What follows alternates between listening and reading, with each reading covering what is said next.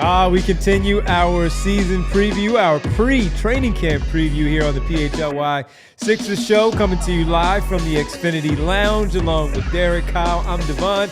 Bree is the president of basketball operations. All of you in the chat, we thank you as always, and we are presented by our good people from Rothman Orthopedics. Visit rothmanortho.com/PHLY. And Ford, how many years, Kyle? 48 straight, baby. Visit your local Ford store. Folks, we have a lot to talk about today as we continue our pre-training camp preview, our pre-season preview, as we discuss. Of the preview. Yes, the preview of the preview, because there will be a lot of things once things are previewed on media day. And then we'll have some practices. So it's like the third bookend that you talked about yesterday. It's the bookend, everybody.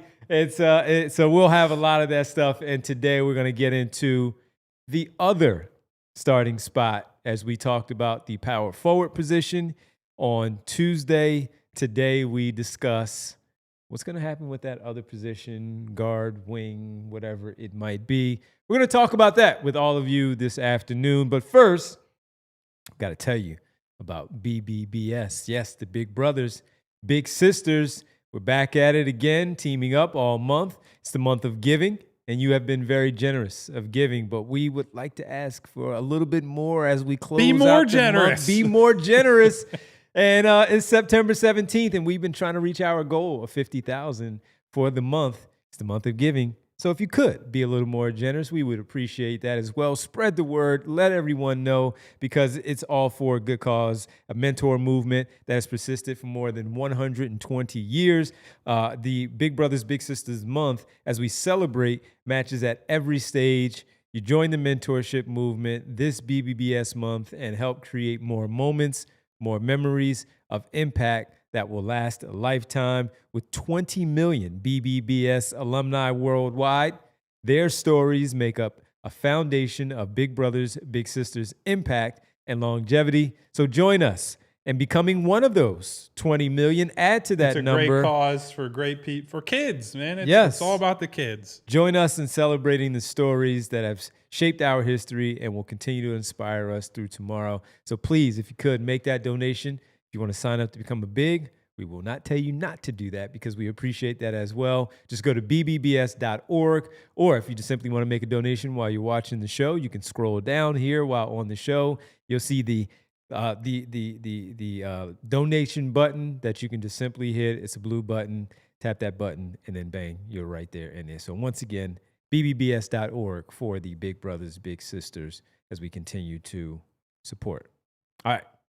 What up, y'all? What's going on, everybody? Not much. Let's chat it up now. Let's chat it up about the other starting spot, as we pretty much determined that we all agree that Paul George should be that, whether he likes it or not. As we always say, whether he likes it or not, he's going to be the starting four. So with it, it's the other opening spot now that we discuss. And kind of more leaning towards the, should the young guys be in there? We continue to just simply cement Quentin Grimes as that other player. And then there's another name that we'll get to in Kelly Oubre. Well, I'll probably talk more about Kelly Oubre. But as we look at it, Kyle, should we look at other options than just Quentin Grimes? Should the young players get an opportunity? These second-year man and Jared McCain, the number 3 overall pick, and VJ Edgecombe, should they get a fair look? Yeah, well, so to me, this is a bit of a domino effect decision, right? Because I think there is a world where one of the young guys almost has to start, where you thrust them into this role because it just makes sense in terms of how they're configured, how they're lined up and whatnot. Kelly Oubre is someone who I think is considered, of the vets, like the most likely non-young guy or non-Grimes guy to get in the mix. Grimes feels to me like a sure starter. And the young guys are going to depend on how does Nick Nurse want to set up this team, right? I think if you are in a mindset of Paul George is the 4, right? We're going to play more athletic. It's weird to say more athletic, right? But Paul George versus Trendon Watford, I still am taking older Paul George than Trendon Watford.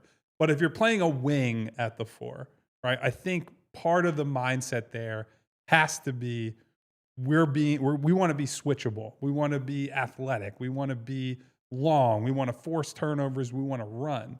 And from that perspective, it becomes less about, hey, Quentin Grimes versus VJ Edgecombe or Quentin Grimes versus Jared McCain. It becomes, to me, I think you should start two of those guys, right? I think that you can get to a place where you say it's Maxey, it's Grimes, it's Edgecombe, it's PG, it's Joel, and that is your five, right? Because you have Grimes and Edgecombe as these guys who, while we believe they're more backcourt type defenders, 1-2 defenders, at least in Grimes' case, he's got the difference in age and he's stronger or a little bit bigger than Edgecombe is right now. So you scale him up a little bit. Edgecombe can be your primary backcourt guy. PG on more of the bigger wings. And you can just kind of interchange those guys a little bit.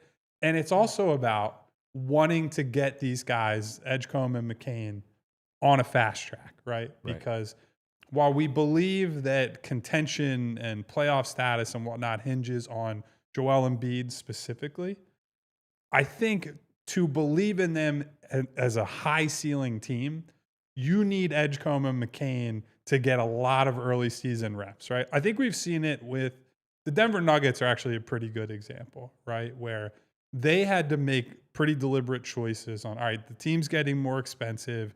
Ownership doesn't want to pay deep into the luxury tax. And that meant that early on in seasons after their title defense, they're playing their young guys pretty healthy amount of minutes, right? And so a Christian Brown is able to become a real deal rotation guy, maybe not by the end of year one, but pretty early in year two. And now he's a guy that has solidified himself in like the thick of their rotation as one of their most reliable players. If you're going to get there with this team and with this group, you got to play them sooner than later. That doesn't mean necessarily they have to start, right? You can find 25, 30 minutes for these guys without starting the game. Yeah. But if they're the best players out of camp, if VJ Edgecombe comes into camp and he's one of your best five guys, if you truly believe that the best path forward for this team is open competition, have guys fight for roles, and he outplays Kelly Oubre or he's on level terms with a Quentin Grimes, I think you absolutely have to start VJ Edgecombe because you have to make it less about, well, this guy's 28 or 29 years old and in his prime, and you're 19 or 20 and a first-round draft pick. It just has to be the best five guys. So the way I would look at it is, I'm not predetermining anything, but I think you have to go in with the most open mind possible and say, we're willing to start one or multiple of these guys as soon as possible if they stand up and take that job in training camp. Yeah. To me, I like Grimes is, unless he's on a qualifying offer, then things get a little bit tricky. But if he's on an actual contract, to me, Grimes is the no-brainer out of the group. He just has, I look at starting lineups. Yeah, it's about talent, but it's also about like, what's your most versatile one? What can play, what can succeed matchup independent? And Grimes just takes less off the table on both ends of the court than any other option that you have. Like he's clearly has catch and shoot ability. He can scale up. I almost said the wrong word, which would have cost me $1. He can scale up when needed, when people are out of the lineup. He's competent defensively. He can create a little bit for himself. He's got a little bit of passing. There's not a lot that he takes off the table. He's not elite really at much, but he doesn't take anything off the table, and he's got the size to defend next to a good group of guards. So as long as he is on a real contract and not just playing out the string on that qualifying offer, because if he is, then maybe you readjust. But as long as he is on a real contract, he is a starter. And that's one of the reasons why I'm okay giving him a significant contract. I think he just fits in so many different contexts, next to so many different stars and in so many different lineups that he has real value. So then you have, you've got 4 out of your 5 set in Maxey, in Grimes, in PG, and Joel when all of them are healthy, which we hope is more than the 5 or whatever games it was last year. I think I'm over-exaggerating that a little bit, but not by nearly as much as I would prefer to be. So then it comes down to, a couple of options. You've got McCain, like you mentioned. You've got Kelly, like you've mentioned. And you've got Eric Gordon. Don't even start over there. I'm kidding. So between McCain, Edgecombe, and Kelly, those are the 3 options for the last spot. I think it would be tough for me on day one to say, all right, let's throw McCain out there. I would want to see how he defends next to Maxey and be able to sprinkle that in there on matchups that I think they can succeed in early on in the season. And then if that works and it proves to be more viable than maybe we expect, then maybe that's when you go, all right, well, let's take a real look at the starting lineup, see whether or not he should be starting next to Maxey. So then it really comes down to Oubre and VJ. And like Kyle said, if it's close, you go with the young kid, or at least we would go with the young kid. I don't know about coaches who have playoff expectations. And frankly, job security on the line, right? It's a yeah. little easier for us to be like, yeah, just start the kid who's 19, 20 years old, and we don't have to worry about anything else. My guess is Kelly has the upper hand in that to start. And look, that's going to be a pretty good defensive five if they're healthy and mobile like they previously were earlier in their careers before the injuries. And I'm specifically talking about Joel Embiid there. I think that's a group that can hold their own. I think it's going to have good shooting at 4 of the 5 spots, Kelly notwithstanding. And, I think that is a spot where if he comes in and he proves and he gets whatever run he's going to get, because I don't think you need to start, like Kyle said, I don't think you need to start Jared to get him really good opportunity. I don't think you necessarily need to start VJ in order to get him minutes. So I think you start him off, give them room to grow, and if he does challenge Kelly, then you're happy about that, and you make the change if you need to. That's why you have that number 3 pick. You take advantage of drafting the guy that you feel like can certainly help you in the future, but also can contribute right away. So first, though, I will go with the Quentin Grimes side, and I agree with the guys. If certain things go, like contractually, even if he's on a qualifying offer, though, to be perfectly honest with you, if he just comes in and he beats these guys out, he's starting. Yeah. And that's just it, because he's that good. We saw what he looked like a year ago. It's going to be in a different role, but he's starting right next to Tyrese Maxey in the backcourt. But the conversation then leads to the other starting role, where it is, do you put McCain out there? Do you go back to looking at Kelly Oubre and that option? And that's probably where I'm not looking at job security for the Philadelphia 76ers. But if it's close and I'm looking at just the consistency of how things go, and I've said it many times, I think Kelly Oubre in his best role is coming off the bench as a 6th man. That said, he has also shown me as a starter and knowing who he is, not going off script with this team when the others are out there, where he does fit nicely with the rest of the team as that connective piece, where we know VJ Edgecombe is going to do his job and do those things, but also have a little more faith right now for winning those games early, to stacking those W's that we've talked about, where I would probably lean Kelly Oubre in this conversation, in this discussion, because of just that. Now, it is good that Edgecombe has been here all summer. He's been out there on the floor with McCain and with Tyrese Maxey, Trendon Watford, and the rest of the group that has been there. And now we know that Joel Embiid is also in the gym. Justin Edwards, we've seen photos as well being in there also. But Edgecombe is going to get his. He's going to be on the floor. He's going to earn his way on the floor. And he would earn a starting role if that was, in fact, the case. But right now, I would probably lean more to the Kelly Oubre side because of what we've seen, how good they have been defensively. When we've talked about how good they have been defensively, if they are who we say they are and we think they are, then that's a pretty good. Now, VJ Edgecombe, he still has to show us that he can do that defensively. When we've talked about him, we say he profiles as a pretty good on-ball defender, but we haven't seen it yet. We even saw times in Summer League where it was like, oh, VJ got blown by right there, and that's okay. He's still young. He's figuring it out. He will get there. But like the guys also have said, if he's just flat out better, you have to put him out there on the floor, and that's a no-brainer. Well, and here's what I'll say, because I didn't necessarily expect us all to go in the same direction. I would expect, I very strongly hope, I don't expect Kelly to hold this role into 2026.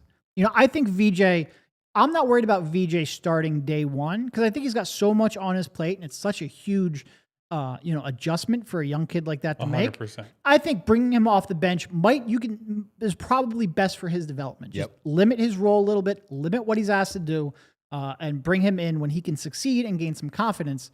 Kelly is not the highest bar in the world to clear, though. Like everyone that's been listening for a long time knows my reservations about Kelly Oubre. We're not telling you Kelly is locked in for the foreseeable future, or you're going to have VJ trapped behind him or anything like that.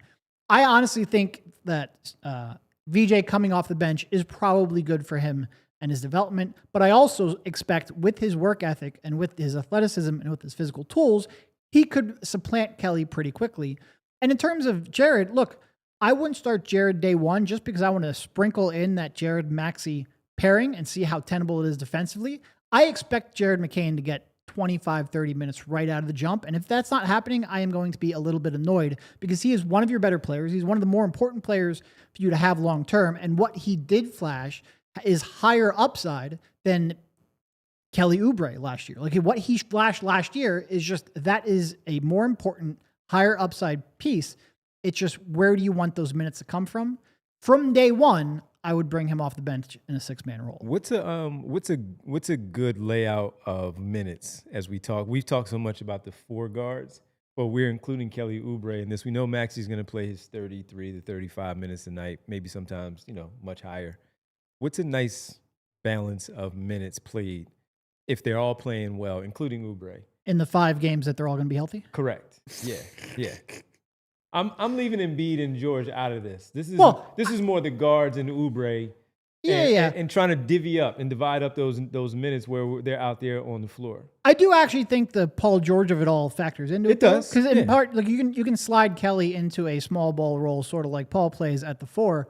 So if Paul is out, and Paul will play some of his minutes at the small forward spot too. So like Paul being there will impact like Kelly's role and VJ's role and their minutes and whatnot too. So do you have a number? Putting you on the spot over there. So in what? There's 4 positions, 48 minutes. There's 96 backcourt minutes. Right. So then it's how many minutes are you taking from the small forward spot to allot to, just in theory, I think then that becomes Edgecombe and Grimes, right? Edgecombe, Grimes, Oubre are fighting in some capacity for those minutes. Jared is not, in basically any reality, the small forward in a lineup. Right. Gosh, I hope so. not. No, but coming off the bench, you do have to factor where he gets his, how much he gets his, how much are with Maxey, how much are going to go to him. Yeah. So there are 96 backcourt minutes. Let's say 36 go to Maxey. Yeah. That's 60 backcourt minutes plus whatever you're taking from. Let's just say there are, for the sake of argument, 15 small forward minutes.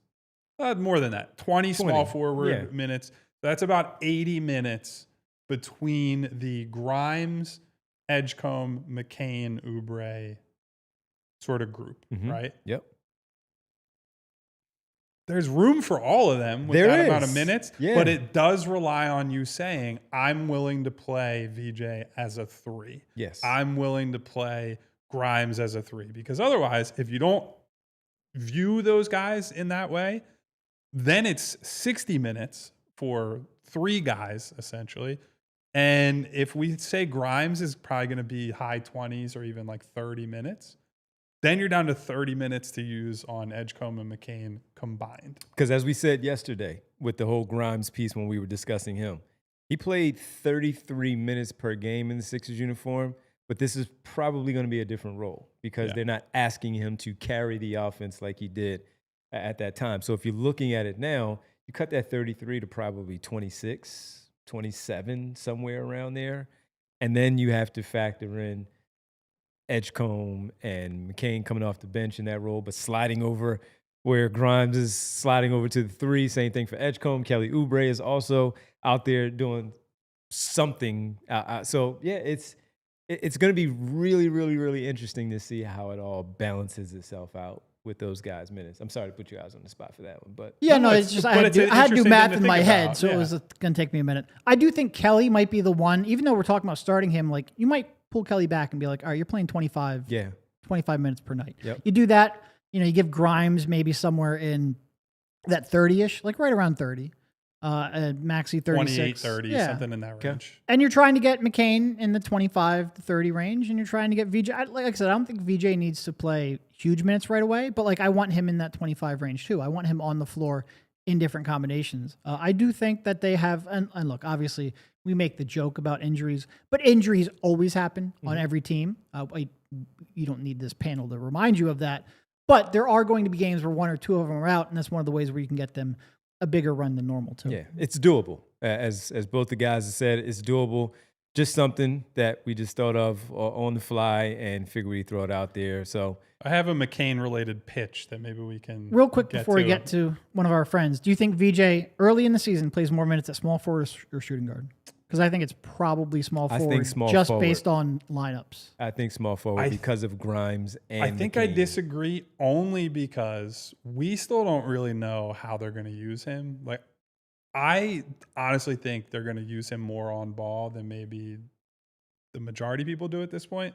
There's very little evidence of that, right? We can't go really off of Summer League and Rico Hines and this up, but I think they're going to deploy him in different ways. We also got to consider once you start pulling from small forward minutes, for example, Justin Edwards is then in the conversation and like how much is he playing there and where does he factor into this whole rotation, right? Because he's a part of the plans. He is going to be a regular rotation player unless something crazy happens between now and opening night. And so if you think about it like that, you have PG who's going to play some 3. He's certainly not going to play all power forward or nominal 4.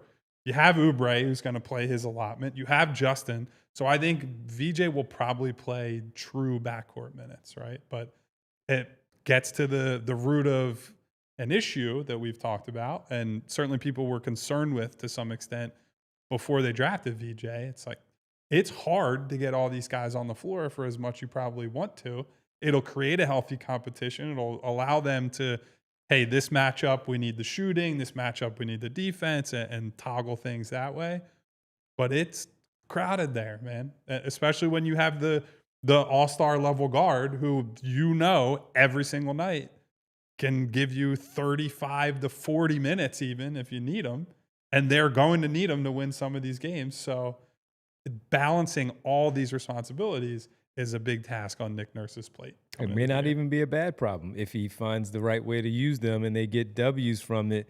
May not be a bad problem. Kyle has a question about Jared McCain on the other side, so we'll pivot to that after our first pause here. We'll talk about that. We'll discuss a few things later on in the show as we hang out with you right here on the PHLY Sixers podcast presented by our good friends from Rothman Orthopedics and Ford. And guys, with basketball season right around the corner, you want to make sure that your home setup is ready to go. Because see, if you call yourself a basketball fan, you have to have Xfinity. It's the ultimate sports destination. I can find the best games and my favorite teams all in one place. And the way that I watch, it's next level. You've got all the action right in my living room, plus Xfinity's best picture and sound with enhanced 4K. It's so clear, I feel like I'm in the arena. Sometimes we've got 4 games going at once, because if you can, why would you not? On top of that, I get real-time notifications and live stats right on my TV. It's the best seat in the house every time. Next game day, make sure that big fan isn't a big fail. Learn more at Xfinity.com. Xfinity, imagine that. Restrictions apply. Multi-view requires Xfinity 4K capable TV box. And of course, guys, I have to tell you about the legendary Ford F-Series, the best-selling trucks in America for 48 straight years. Thank you, Ford, for helping take care of all of us, getting us from A to B, but making sure you can also haul a whole lot of stuff. 14,000 pounds. Best-in-class towing, depending on your configuration of the F-150. You get that work-ready toughness, but also the modern-day tech and luxury. You get an interior work surface. You can have a desk inside your truck because it's not just about what you're hauling, right? You got to figure out what to do with it. You have the inside, you have the outside. You get a tailgate work surface. Inside, you get the max recline seats, 180 degrees of recline, different drive modes, mud, sand, snow, tow, haul, eco, and more, because you never know where you're going to end up with the Ford F-Series. You have 6 different powertrain options. You need to know more, though. They're great, but you got to know as much as possible. If you want more information, visit your local Ford store. Welcome back to the PHLY Sixers podcast here, presented by Ford. 48 years. Remember that. As always, we could say it together when Kyle asked that question. But we do have to talk about, the chat has been active, man, about this conversation. It's really good, really lively, and we do want to see more people with a SC next to your name. And you're wondering, what is that SC? Well, that's the Supporters Club badge that you have, the official badge that you will have next to your name when you sign up to become a Supporters Club member. This is the true sicko level stuff, as you see there. But with it, you get, some pretty cool stuff, man. You can say, number one, that you're a Supporters Club member. And with it, right now, the 2 tiers that we have, $4.99 and $14.99. With your membership, you'll get a unique behind-the-scenes thing with some footage each week from Brandon Graham's Unblocked show. You get some behind-the-scenes things there. We have ours out there. I believe the Eagles have done theirs. The Flyers are getting ready to drop theirs as well. And you can only see those as you are a member of the Supporters Club. So go sign up, hang out with us. You get some cool emojis that you can drop in there, like the Vinny Saquon one that he drops all the time. There are a bunch of Eagles emojis already up there for you. We will have ours for the Sixers show. So for the Flyers show, same thing for the Phillies as they get ready for the postseason run. So please go sign up, become a Supporters Club member right now so you can have that cool logo next to your name as you make your comments there in the chat. We really appreciate it. All right, let's get back to it. A lot of there's some really good stuff in there in the chat overall. Like this might be the best backcourt that they've had in 17 years. And Derek's like, hold on. James Harden, Tyrese Maxey, DeAnthony Melton was not bad. It was pretty damn good. And they're right. Good. Like this year's is deeper theoretically. Like a lot of them haven't proven much, but like it is the all-time player and Tyrese Maxey. Like that's a pretty good starting point. And that was Marcus Blackstock. We appreciate it, Marcus. Also, before we get to Kyle's question about Jared McCain, Bree has put up a poll here during the show on YouTube as we go along. Who should take the starting spot? So the 2 spots, the one who, of course, has the most, obviously gets one. The one with the next number, get the second. As you vote, let us know. Vote throughout the show. We'll read the results at the end of the show so we can see who those 2. The options are VJ Edgecombe, Jared McCain, and Kelly Oubre. Obviously, the Quentin Grimes one is Bree is like us thinking he's going to start. So who's the last starting spot? VJ, McCain, or Kelly? Make your vote and make it heard. Kyle, what's this Jared McCain side of things that you wanted to do? Okay, so obviously right out the chute, we focused on Grimes and Edgecombe primarily because I think Grimes, we all assume at this point, will have a starting spot. And unless he takes the qualifying offer, and even then, I think the skill set and the experience and all that, I think that puts him in the starting group. I don't think the Sixers are going to do this. I don't think Nick Nurse would do this. But if you wanted to make the case that you just want to get your best offensive 5 out there, I do think Jared McCain is part of that, right? And I do think you could say you start Grimes, you start PG, you start Joel, and then you just have Maxey and McCain together, and you say, we're just going to bomb threes on you, right? We are going to get up way more threes. We're putting all our best shooters on the floor at the same time. That opens up the middle of the floor for Joel Embiid. It opens up the driving lanes for not just Maxey, but also Paul George as he's running the offense. I think on top of the dynamic shooting combination of Maxey and McCain, you also just have a smart basketball player in Jared McCain, right? Like we talked yesterday about Trendon Watford, right? And that part of the case for starting him as a 4 potentially is that we like the decision making, we like the passing, all that.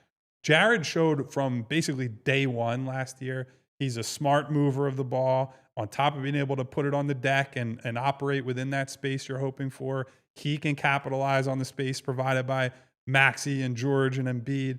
And I get that and I have big long-term concerns about Maxey and McCain together. I vocalized that last year. I think certainly we're going to be talking about that as long as they are on the floor and on this team together.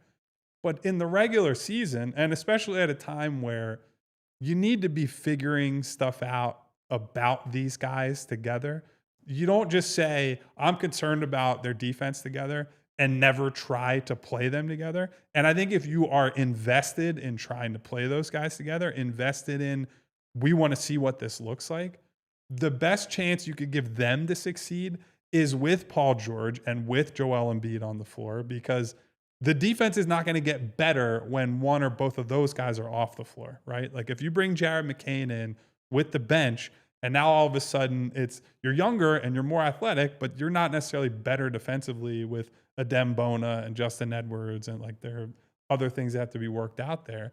And I could see a world, I could see someone making the case that like, just go all in on offense, right? I'm not sure how good this team can be defensively, just base level, unless Joel is close to or closer to his older self. And that's obviously big variable. So I could see being inclined to say, let's just score 1 million points, right? And frankly, if you look at some of the teams who are the best teams in the league, who have had the most success, like Indiana was more of a, we're going to run, we're going to shoot, and we're going to score, right? And their defense has improved over the last couple of years as, guys have grown more experienced and they figured out their depth pieces.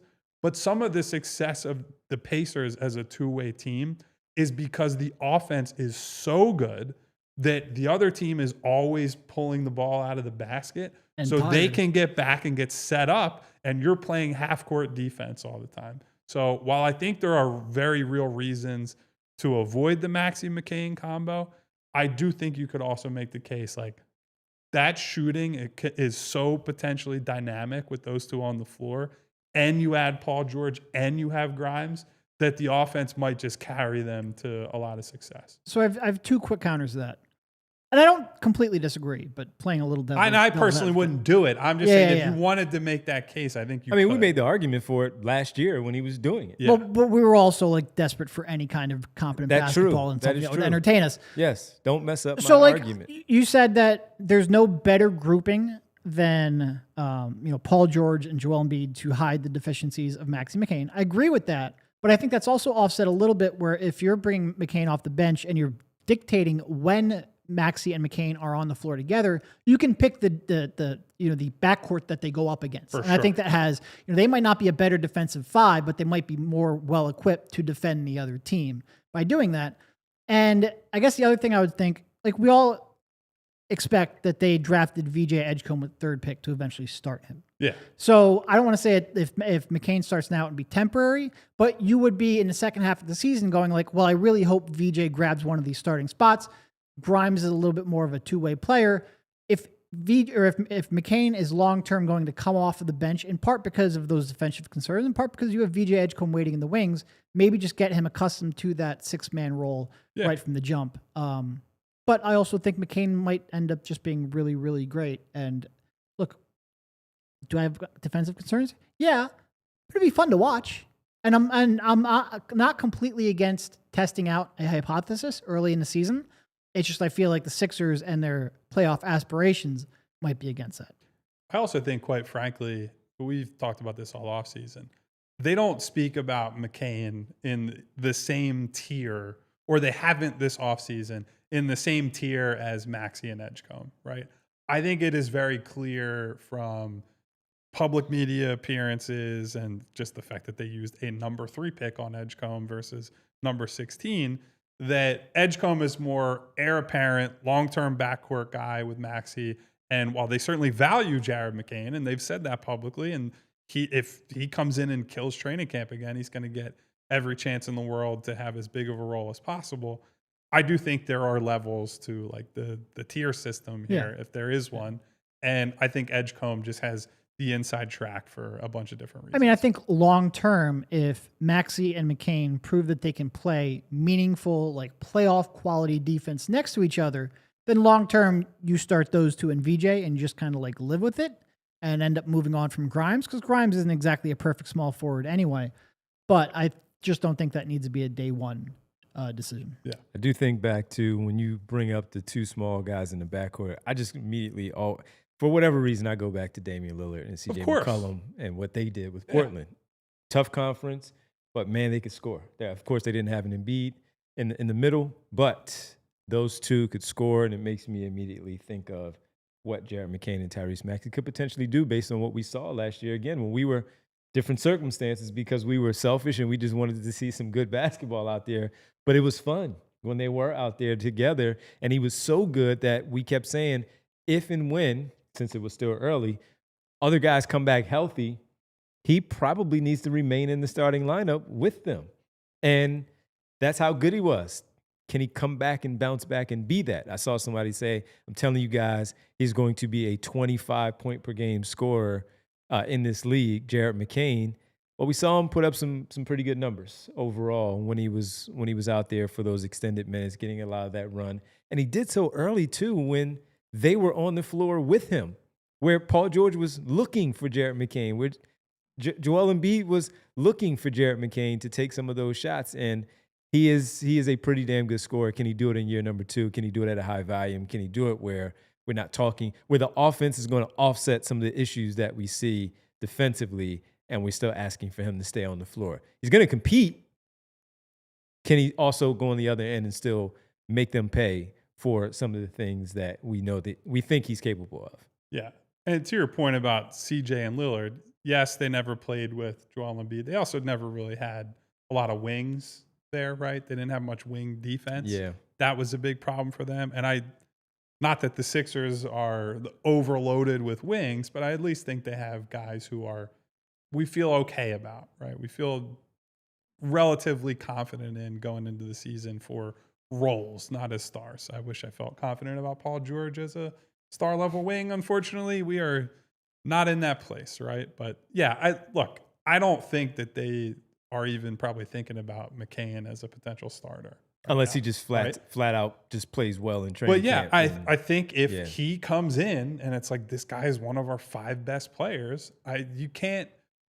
what they can't do is predetermine what the outcome is for lineups, what their best looks are, right? And I think you also come at it from a perspective of, I think people get trapped, and I put myself in this too. People can get trapped into, well, this is the best 2-way combination of stuff, right? And so then you have a guy who's a slightly worse shooter and you trade it off for defense. And sometimes you just win because you are singularly great at one thing, right?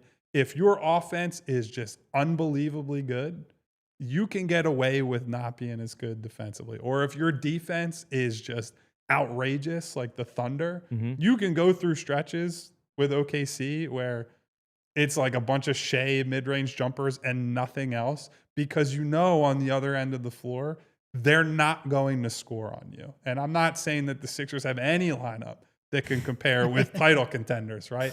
I'm just saying, to get to what your best stuff is, I think it would be wrong to say it's just about the most balance, right? Sometimes you overload on one thing and that wins you games, or that wins you stretches of games. And this is one where, I have a feeling I'm going to be a pretty big Jared booster as the year goes on. So, as we talk about it, again, my defensive concerns are pretty significant. So I kind of want to see that tested out at, matchups where they can succeed early on and then build off of that base.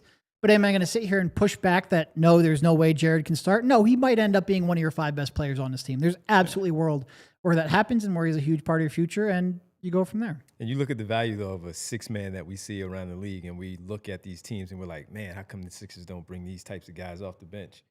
He might be that type of guy to come off the bench where you've seen in the past Lou Williams, who, of course, was here, but won those 6-man awards from Toronto and in Atlanta and those other spots that he was, and how valuable it was. Jamal Crawford, same thing.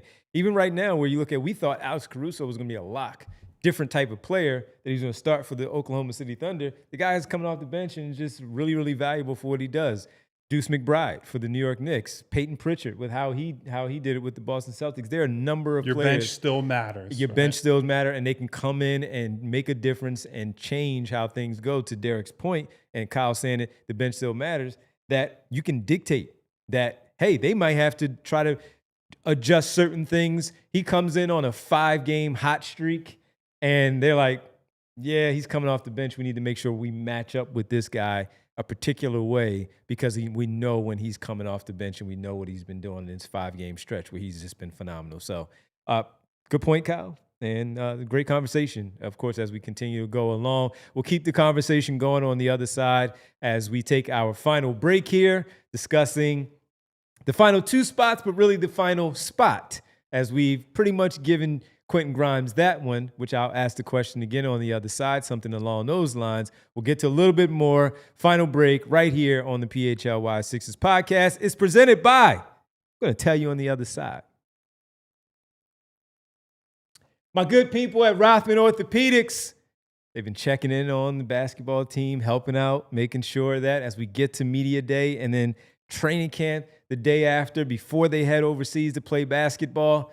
I hope, just helping out, lending a hand to make sure everybody's good to go. And that's what you do at Rothman. We've all been there trying to push through that injury, the nagging pain that's been bothering you, but it just doesn't get any better. And that's where Rothman Orthopedics does, in fact, come in, whether it's running, golfing, playing with the kids, playing with the grandkids.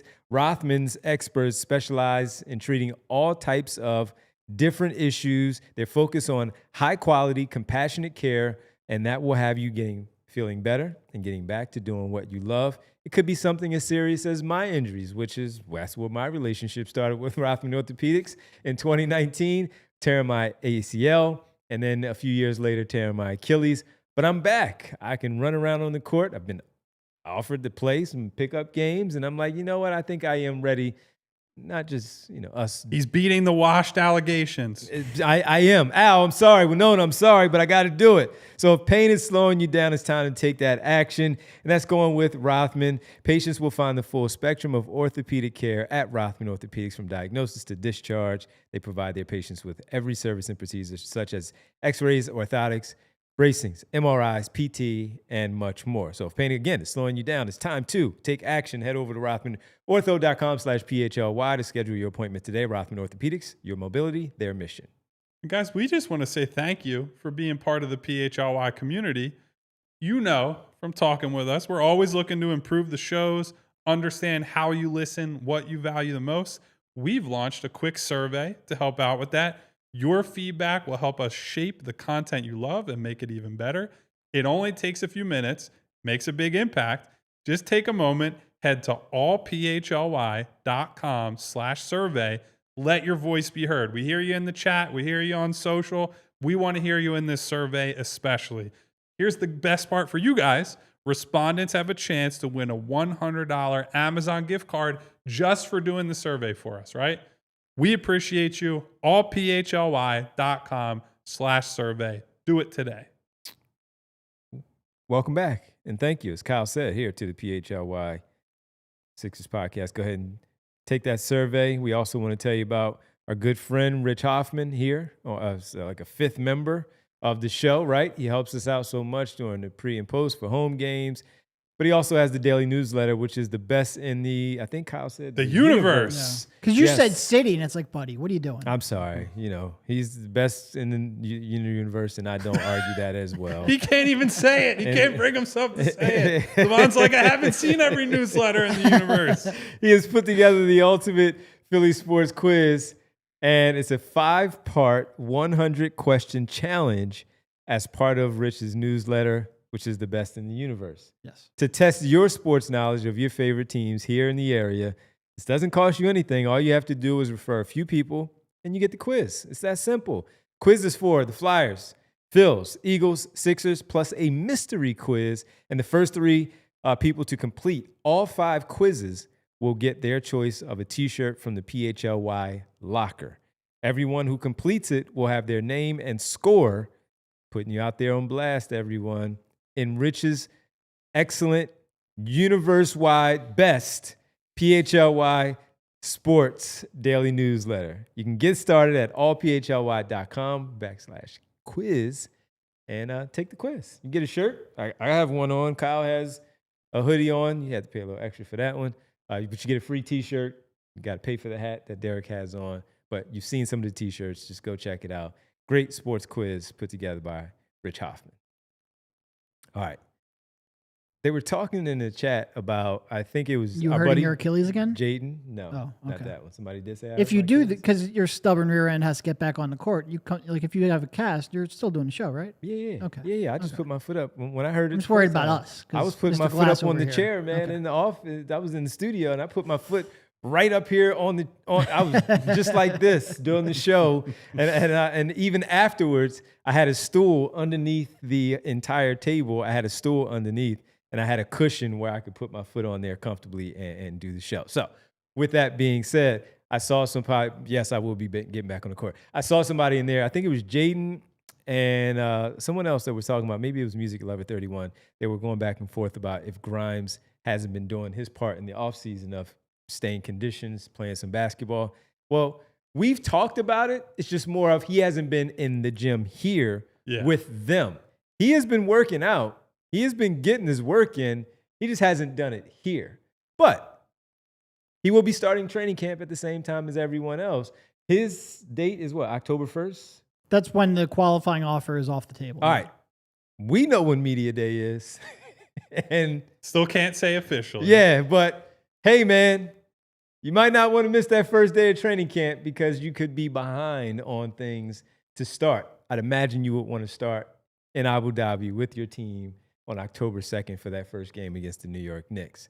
I just imagine you want to start if you take the qualifying offer. Yes. Right? Like, you want to make sure. I just mean start I've got a chance playing with them. 100%. But Yes. you also want to make sure you can get as many minutes and opportunities as possible, because the whole purpose of the qualifying offer is you're betting on yourself again, right? You are betting that with another year with this team on a lower number than you're probably getting offered in the longer term deal, you can make up more money. And you can't do that if you're not on the floor, right? Which I've said this week, it's like, just do something, make a decision. Like we're at the point now that make it happen. Nothing's going to change. Yeah. The market's not moving. So I want to circle back for a minute. By the way, that was Tom Jackson and Jaden saying that in the chat. I want to circle back, Devon, to Kelly Oubre. I do think, like, obviously we want to see the young guys on the floor, and so Derek's opinions about Kelly Oubre are fairly well established on this show. I do understand the argument of he has basically been the only guy taking those top defensive assignments, right? Paul George's thing, although he's a very good defender, is not you stick him on the best player on the other team or the best wing on the other team, and he just locks him down for 36 minutes, right? Yep. He is more of a, people will get mad at this, he is more of the Robert Covington style defender, where a lot of his best work is help side, rotations, creating turnovers, getting into passing lanes, things like that. That's where a lot of his value has been. Outside of, like, when he was Defensive Player of the Year candidate, he did both. And that was still when he's near his athletic peak, right? So Kelly does provide real and specific value to them defensively that I do think it's too early to expect VJ Edgecombe to do things like that. I don't think Quentin Grimes is that type of guy. I think he is a good defender on a good defensive team. Yeah. I don't think he's the, like, we put you on, Jason Tatum's hurt obviously, but we're putting you on like the Jason Tatum equivalent on any team and saying you check that guy whenever you're in the game. Yeah, you want Quentin to be the third best defender on the floor. And so I understand if Kelly is starting, that is a big part of it, right? It's just that he has earned the trust of Nick Nurse, of the coaching staff, that we just believe that we can put you out there against whoever it is. He's defended Jalen Brunson. He's defended various other guards while also defending wings. That is a very real thing, despite the offensive like the shooting concerns, the sometimes bad shots that he takes. Although I agree with the sentiment that I think generally he has cut those down when he's playing next to like Joel and Maxey and the quote unquote stars on the team. So that is why Kelly, I think, is the front runner to open the season. Yeah. But I think you do want it to be set up in a way where that probably doesn't last, right? Your hope going in is that Kelly would start in late October, early November, but you're hoping by probably the new year that VJ has taken that spot and run with it, would be my guess. Yeah. We're a week removed from his post where he was frustrated with the fan base of not getting the same type of love back that he felt like he was deserving of. I mean, the guy is just he feels like he's a little motivated going into this one, at least publicly, based on that message that he put out there. He's also motivated because this is last year's Final year of his contract. And as a reminder, 2 years ago, he was playing on a minimum deal. So going into a free agency period, like, he cannot take that for granted. He has to have a good year. He has to come out here and defend his tail off, which he's done, to be clear. He has to come out here and play within the structure of a team, which, again, I agree with Kyle. I think he goes, he freelances less than I think he did, a couple years ago for sure. Yeah. But he needs to do that again. He has to be motivated because he needs that next contract. Like it's uncertain. Yeah. So I think Nick Nurse, again, for better or for worse, like any coach, is going to lean on the older, more experienced guys out of the gate. And I don't think it's, you brought it up earlier, Derek. I don't think it's bad to be like, hey, VJ and Jared, you come off the bench, especially because that allows them to kind of shape that second unit and what it looks like, rather than if you start VJ, there is a chance, or even VJ, Jared, whoever it is, there's a chance that guy just kind of gets lost in the shuffle offensively. There's just not enough touches to go around. He's trying to figure out, first of all, you just got to learn how to play at NBA game speed, which is a real thing. Everybody goes through it. You got to get used to the defense and the call outs and whatever your responsibilities are. The physicality. The physicality is another one. And we all believe that will happen over time. But if you do that, you're going through all that, and it's like, well, how do I get to my offense? How do I get into whatever my role is? Playing off of Joel Embiid, Tyrese Maxey, Paul George at the same time, and a Quentin Grimes who, if he took the qualifying offer, is obviously going to be looking for his, right? He will come in with a different mentality than if he's on a 4 for 60 or 4 for whatever, 3 for whatever. Much different situation. Whereas if you bring those guys off the bench and it's like, hey, Jared and VJ together, but it's Jared and VJ with, Adem and Justin and some of these other, even if it's with Maxey and another starter level player, they probably have more control of things. They're able to kind of get to their stuff more. And so maybe you can sub it in a way that works better for developing them than just saying, you're the 5th starter, but we're not involving you as much on offense. Last thing for me on the guards, he's Maxey, so we don't have to talk much. He gets his own show because of who he is. But even with that, with Grimes, Edgecombe, and we saw some things with how they used Grimes last year with the point guard position, ball handling again, as you talked about with VJ Edgecombe, and we know Jared McCain is also capable of doing that. How much do you think we see Tyrese off ball and being able to just, as we saw with James Harden, where he's that scorer because of, hey, the opportunity presents itself. Let's do this. I hope a lot. He's one of the best off ball shooters in the world. I would love it if one of these young kids came in and said, like, look, I'm going to run some point, create some offense, initiate, however you want to call it. I'm going to play either a one-on-one, that 2-man game with Joel, or I'm just going to take some of that creation burden off of Maxey's shoulders because he's been, very heavily focused on for the last couple of years. And like, if you look at the change in his shot diet from when Harden was here to last year, like there's so much more of, 27-foot step back threes that are contested. And it's like, you look at his 3-point percentage, of course it went down. His shots are fundamentally changing. Mm-hmm. Yeah. Look, we have not had too many instances of Sixers basketball where you could say, like, attack the bozo. Like, you have 4 guys on the court who can create, pick the weakest defender, go at it.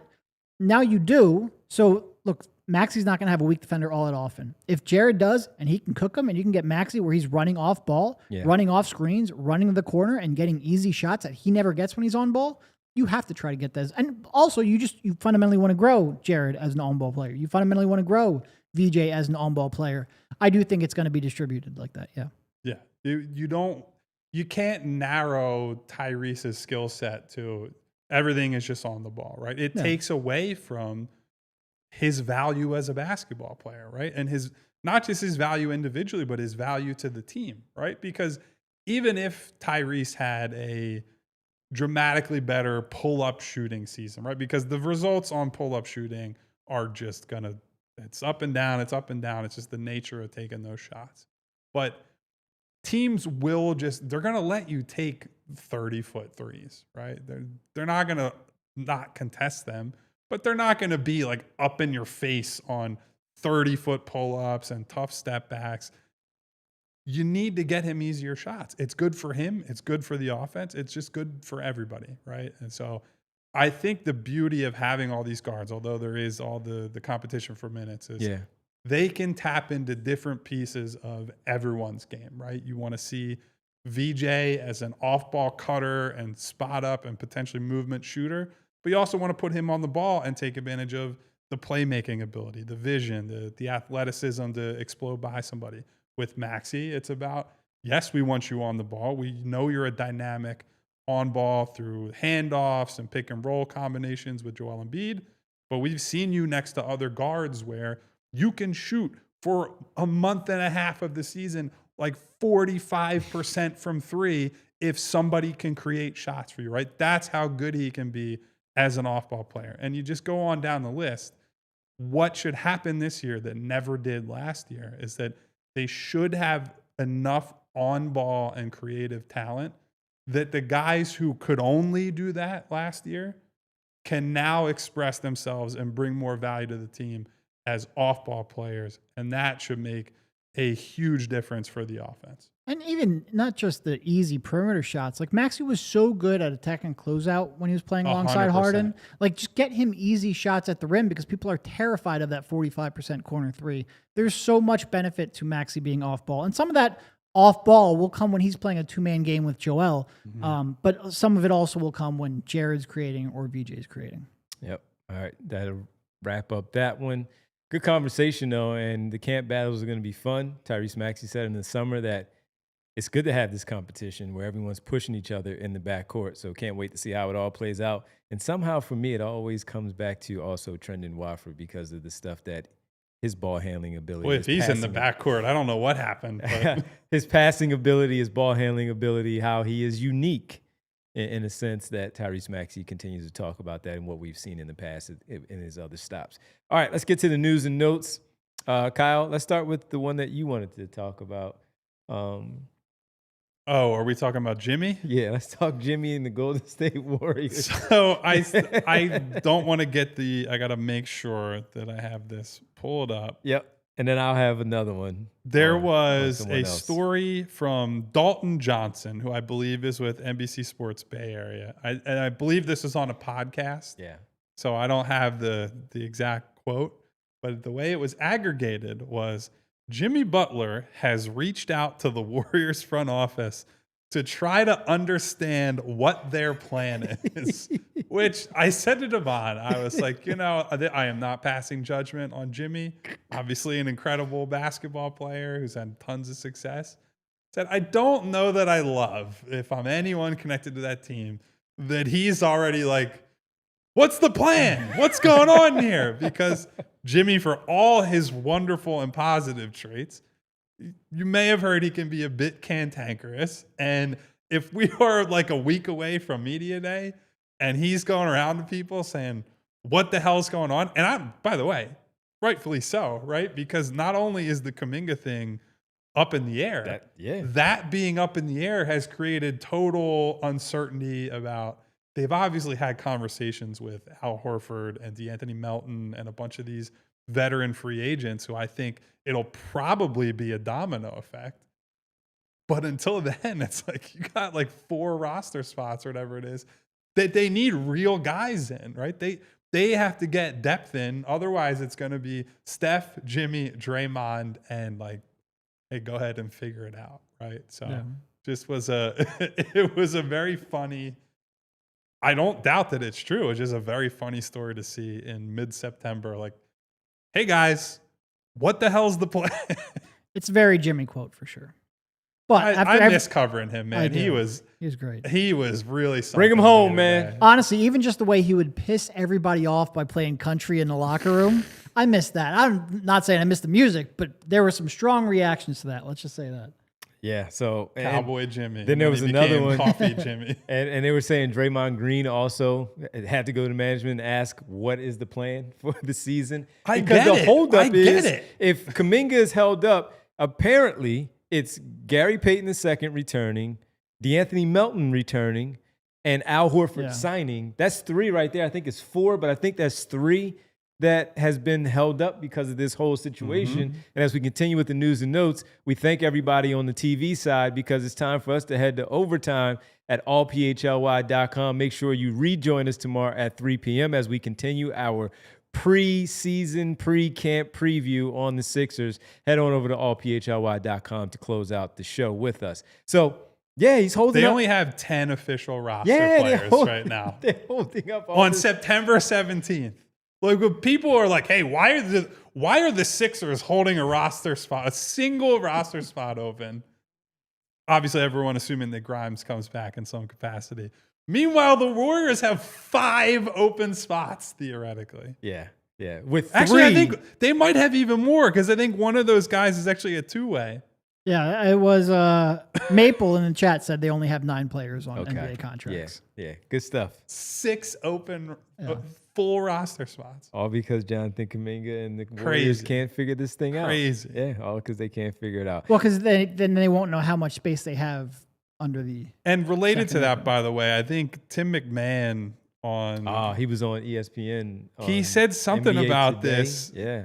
Where he was Yesterday. like, Jonathan Kuminga just like doesn't want to be there. It's like, But you always hear it's mid-September. Steve Kerr doesn't want him there either, right? Isn't that the stuff that you hear? Steve Kerr I mean, you don't doesn't have like to hear it. You see it Right. the way he subbed it. Right. He basically said, you are surplus to requirements until things went left for them. And it's like, well, we might as well try Jonathan Kuminga. It's like, I don't know, man. The whole Yeah. thing just seems like He a wants to mess. play for the Kings. The Kings want him, but no, you can't do it. So there's that. Good stuff going on there in Golden State where Jimmy Butler has Now, to listen, call. they'll still probably be better than the Sixers because Steph is Right. an absolute wizard. But I am interested in Jimmy Butler full training Mm-hmm. camp with them and see, even though we know what he does for the regular season, but now seeing him for a full season with them and the training camp, I'm curious. Last one.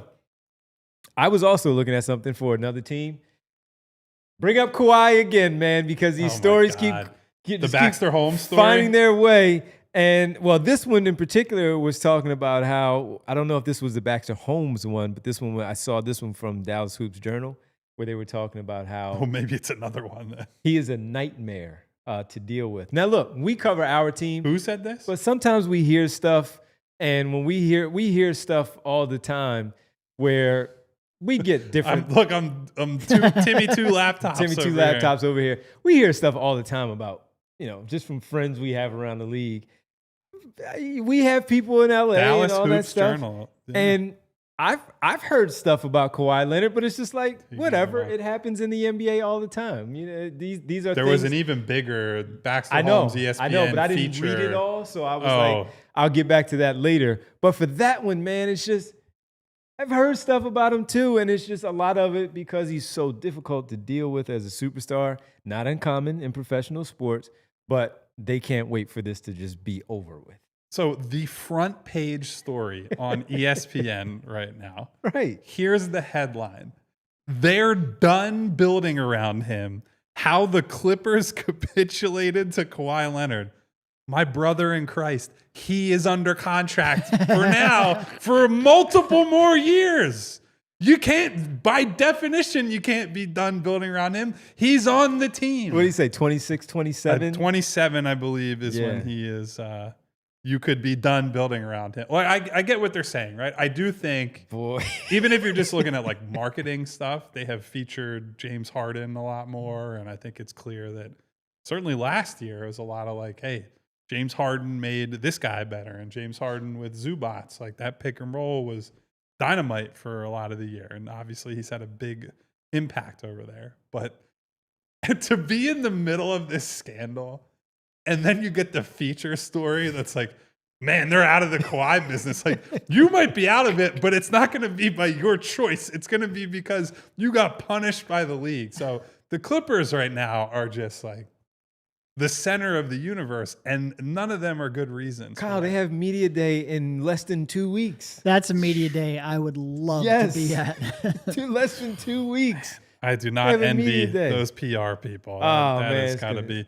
So other parts of that Kawhi story at ESPN essentially were saying that the Clippers, as part of having Kawhi on board, have had to, had is a strong word, have been urged to take different positions on Kawhi's health publicly than maybe they know behind the scenes. And Baxter Holmes pointed out that Doc Rivers got the organization fined because he said one thing about Kawhi's health, like, he's good.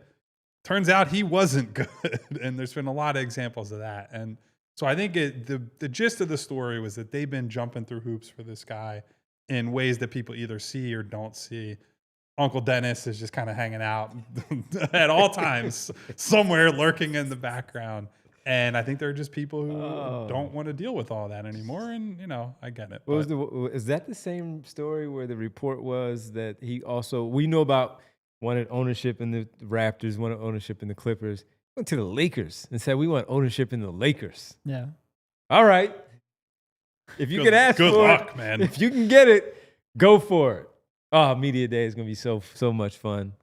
We're going to have to talk about that on Media Day for them on the show. What if at Media Day we just asked everybody, what do you think of the Clippers situation?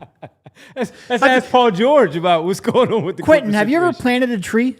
Oh, man. Yeah. Come on, man. Good stuff. All right. Come on. Folks, that'll do it for us here on this. We'll make sure you bbbs.org. We thank you for the We did get I know we got a donation from Jess in the middle of the show. So thank you to Jess. And thank you to everybody else who, even if it wasn't today, up to this point, has donated to Big Brothers and Big Sisters, because it's a great cause. We obviously want to get as much money as we can for all these wonderful kids out there.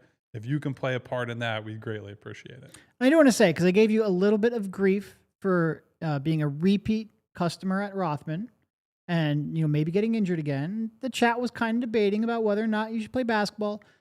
You have worked your butt off and you have earned the right to get injured again. So if you want to go if you want to go tear that Achilles, that's all on you, buddy. I know how to rehab it, and I'll go right back to Rothman, and we will keep that sponsorship because of it too. He really just said you earned the right to get hurt again. Bree, what were the final poll results of the question of the final starter if we are to assume that Quentin Grimes gets that 4th spot? So 42 for VJ, 33 McCain, 25 or the rest for Kelly. No love for Kelly Oubre again. Yeah. I mean, look, underappreciated. VJ is who I want to start eventually. It's just he's got to go and take that. Yeah, it's want versus expect. Very different conversations. Tomorrow's poll question will be, should I play basketball again? We will do that tomorrow here on the show. Of course you should. Let me shake my magic 8 ball.